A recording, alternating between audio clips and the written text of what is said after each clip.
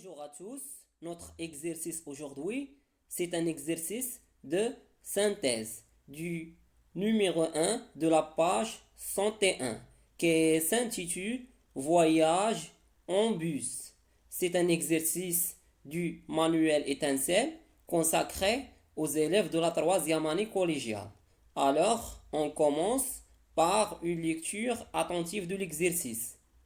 Dans un bus qui vient de démarrer lentement sur une piste rectiligne, Souad, noté S, est en repos sur son siège alors que son frère Bilal, B, cherche à s'installer tout en restant face à son ami A, qui est immobile sur le trottoir pour le saluer. Voir la figure ci-contre. Dans la situation, on a le bus est en mouvement rectiligne par rapport à la route et il y a trois personnes, Souad et Bilal, se trouvent dans le bus, tel que Souad est en repos sur son siège, c'est-à-dire en repos sur sa chaise dans le bus, et Bilal est en mouvement sur le bus pour saluer son ami Amin, qui est immobile sur la route. La question 1 répond aux affirmations suivantes par vrai ou faux. A. Amin est en mouvement par rapport à Souad. B. Souad est en repos par rapport à Bilal. C. Bilal est en mouvement par rapport à Amin. D. Lors de la démarrage, le bus est en mouvement de translation par rapport à la Terre. 2. Le bus quitte la station à 7h30 pour arriver à sa destination vers 10h37 après avoir parcouru 112 km. Calcule la vitesse moyenne du bus lors de son trajet en kilomètres par heure et en mètres fois seconde à la puissance moins 1 ou en mètres par seconde. La question 3. Lors d'une partie du trajet, le bus roule à vitesse constante. V est égal à 50 km par heure. Soudain, le conducteur voit un petit enfant au milieu de la route. Un petit enfant qui traverse la route à une distance D est égale à 55 mètres. Et bien évidemment, pour éviter de percuter l'enfant, le conducteur appuie sur les freins du véhicule. Et on a les données suivantes. Sachant que le temps de réaction du conducteur est égal à TR, noté TR, le temps de réaction est égal à 1 seconde. Et la distance de freinage du bus roulant à une vitesse de 50 km par heure est 38 mètres. A, la question A, définit DR, la distance de réaction, et calcule sa valeur.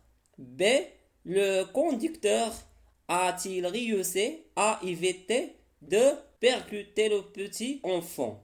Justifie ta réponse. C, propose 3 conseils au conducteur pour éviter les accidents de la route. La correction. Question 1 répond aux affirmations suivantes par vrai ou faux. A. On a Amin est en mouvement par rapport à Souad. Cette affirmation est vraie. Pourquoi? Car Souad se trouve dans le bus et le bus est en mouvement par rapport à Amin qui est immobile sur le trottoir. Donc, Amin est en mouvement par rapport à Souad. B. Souad est en repos par rapport à Bilal. Cette affirmation est faux. Pourquoi? Car Bilal cherche à s'installer dans le bus. Donc Bilal est en mouvement dans le bus. Et Souad est en repos par rapport au bus. C. Bilal est en mouvement par rapport à Amin.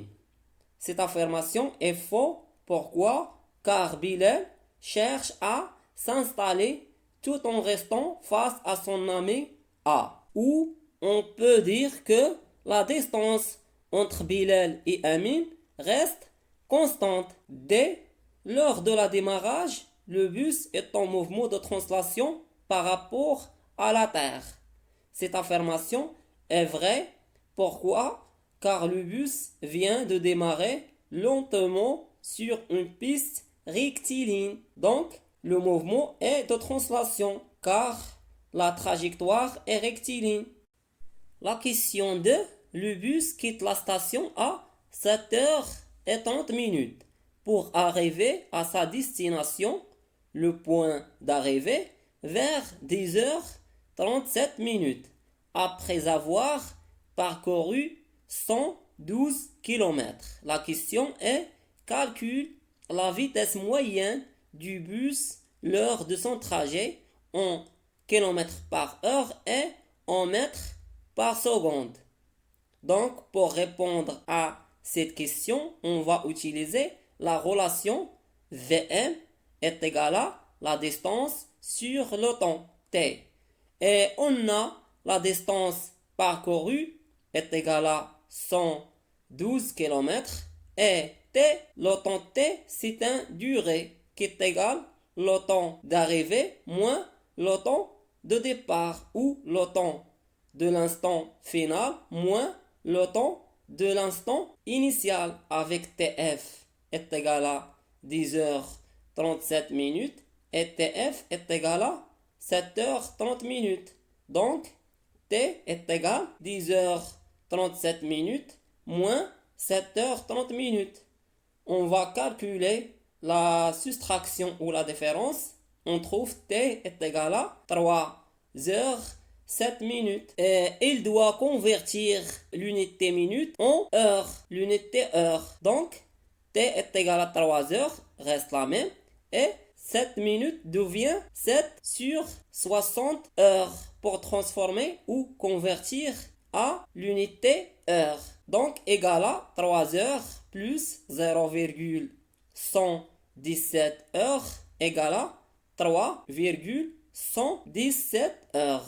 Alors, finalement, on trouve Vm, on remplace par T et D dans la relation, on trouve Vm est égal à 35,93 km par heure. Donc, la vitesse moyenne du bus lors de son trajet en km par heure est égale à 35,93 km par heure.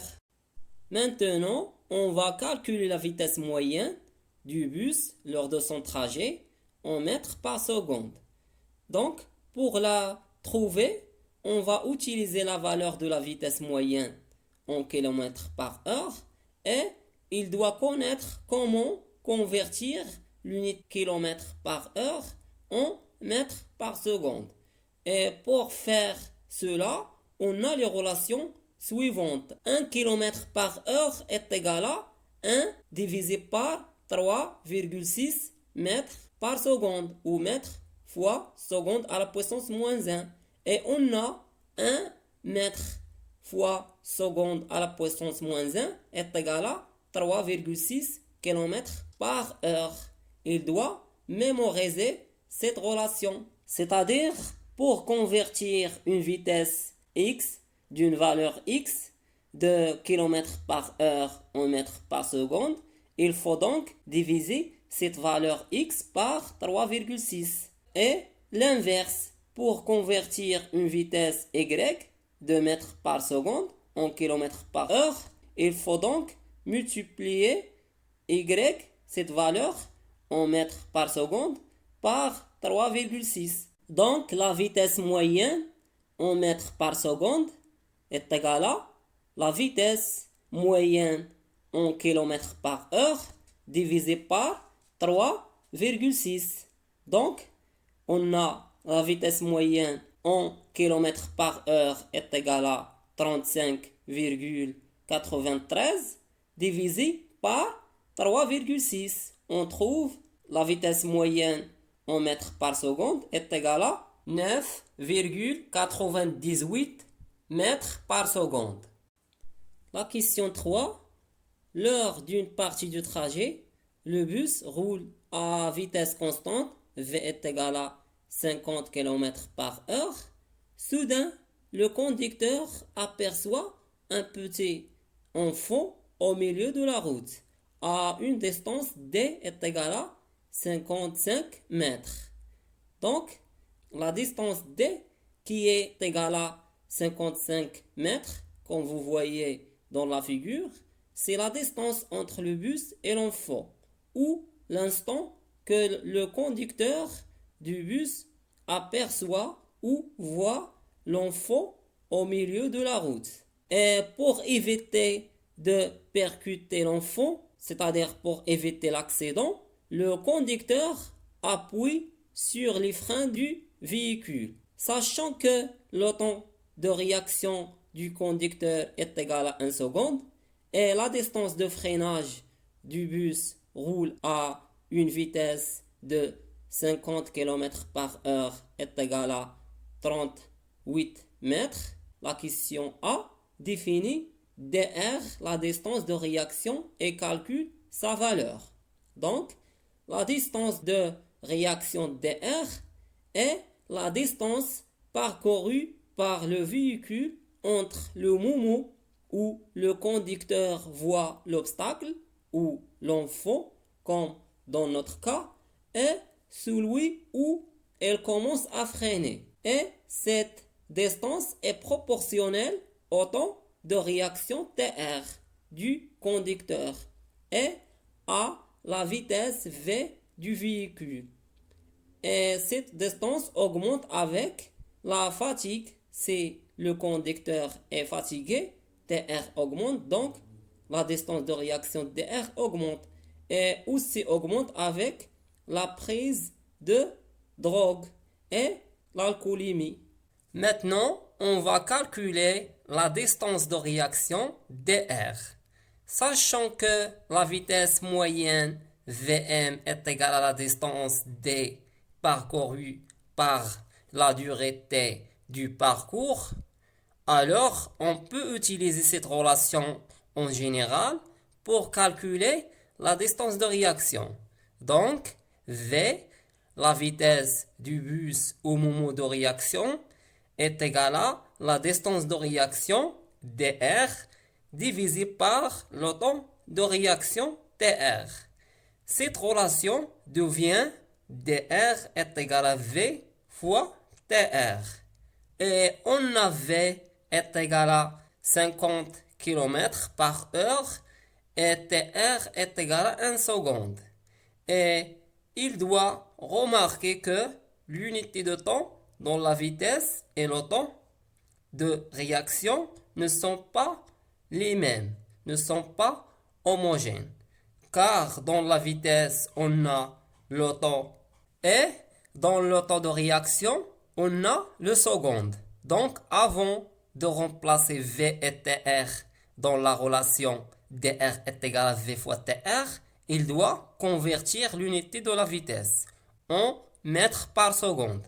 Alors, pour convertir l'unité de vitesse en mètres par seconde, on divise sa valeur en km par heure par 3,6, comme on a déjà mentionné dans la question précédente. On trouve V est égal à 13,88 mètres par seconde. Finalement, on effectue l'application numérique. On trouve dr est égal à v fois tr est égal à 13,88 mètres par seconde fois 1 seconde qui est égal à 13,88 mètres. La distance en mètres. Alors la valeur de la distance de réaction dr est égale à 13,88 mètres. La question B. Le conducteur a-t-il réussi à éviter de percuter le petit enfant? Ou est-ce que le conducteur réussit à éviter l'accident? Avec la justification. Comme indique la figure ci-dessous, il y a trois moments à savoir. Le moment où le conducteur voit l'enfant ou aperçoit l'enfant et le moment où le conducteur freine et le moment où le conducteur s'arrête. Et pour savoir est-ce que le bus s'arrête avant ou après l'enfant, pour dire est-ce que il y a un accident ou non, il doit calculer la distance entre le moment où le conducteur voit l'enfant et le moment d'arrêt. Cette distance s'appelle la distance d'arrêt. Et cette distance, d'après ce que vous avez étudié dans le cours, est égale à la distance de réaction notée dr, qu'on a déjà définie dans la question précédente, plus la distance de freinage notée df, qui est égale à la distance parcourue entre l'instant ou bien le moment où le conducteur appuie sur les freins du bus et le moment où il s'arrête. Alors, puisqu'on a dr est égal à 13,88 mètres et df est égal à 38 mètres, alors dA est égal à la somme de df plus dr. On trouve dA est égal à 51,88 mètres. Maintenant, on va comparer la distance d'arrêt dA qu'on a calculée avec la distance où moment le conducteur aperçoit un petit enfant au milieu de la route qui est égal à, d'après les données de l'exercice, 55 mètres. Et puisque dr est inférieur à d, alors le conducteur réussit à éviter de percuter le petit enfant. La question C propose trois conseils au conducteur pour éviter les accidents de la route. 1. Respecter le code de la route et les panneaux de signalisation. Entre parenthèses, respecter toujours les limitations de vitesse. 2. Vérifier régulièrement, chaque jour ou chaque semaine ou chaque voyage, les freins et les feux.